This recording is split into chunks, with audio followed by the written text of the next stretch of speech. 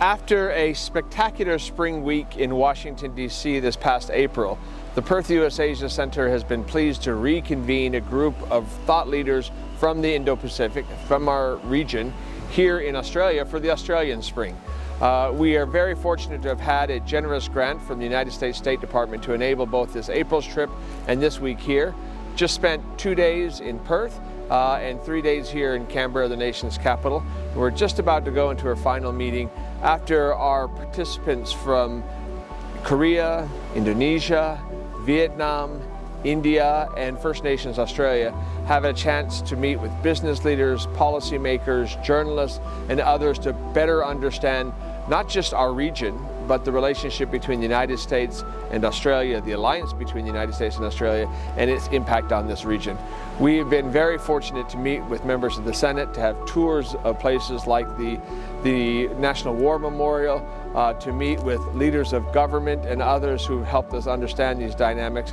And most importantly, we have been fortunate to have these emerging leaders who have given of their time to invest that time in understanding Australia, Australia's role in the region, and our relationship with the United States. So we're now planning future spring trips. Make sure that the weather is as enjoyable as we go forward, but one way or the other, I think it bodes well for the relationship between Australia and the United States and our relationship with these important countries in the Indo-Pacific. I learned a lot here in Australia, but let me make just 2 points. One, well, obviously South Korea is part of Indo-Pacific Partnership, but I learned that a US-Australia relationship is much deeper and substantive in nature, probably because of institutionalization and people-to-people exchanges and interactions. This program has broadened my understanding of the strategic collaborations between Australia and United States, particularly from my regional perspective. I have learned that the collaborations, the alliance between the two countries is very important for ensuring the regional stability, for promoting trade and economic development, and most importantly, for encountering emerging challenges. I would say that this course or this program is very important to re-highlight and reinforce that the collaborations between Australia, United States, and the regional partners, including Indonesia, are very important to shape stability and prosperity in the future. We also have the First Nations ties. So for First Nations business, cultural exchange, we have like a lot of conferences, First Nations conferences in both US and Australia, where we can really start to really come together and actually realize like how all our commonalities from a cultural point of view and how we can leverage that towards self-determination.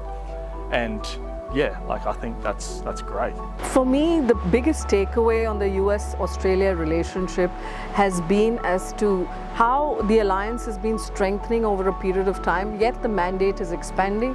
Yes, you have for instance, we had great meetings today with Greg Moriarty, the Secretary of Defense, who was explaining to us very realistically the challenges that AUKUS faces. But he was also equally introspective, talking about the work that Australia needs to do to back up the needs of the AUKUS. So I thought that kind of honesty and the understanding that there is a collective consensus on the larger mandate, but both partners need to continue to do the push and pull to ensure the larger idea of national interest perseveres, I thought was fantastic, candid and honest. This is my first time to Australia, and literally I like every single part of the trip. I like how Perth people, actually I'm jealous with Perth people, how they can stop their work at 5 or 6 p.m. in the afternoon and enjoy the breeze in the ocean. I really enjoy the scenery of both city, Perth and Canberra, and I feel amazed by how they can maintain their scenery, their big trees and all the environment.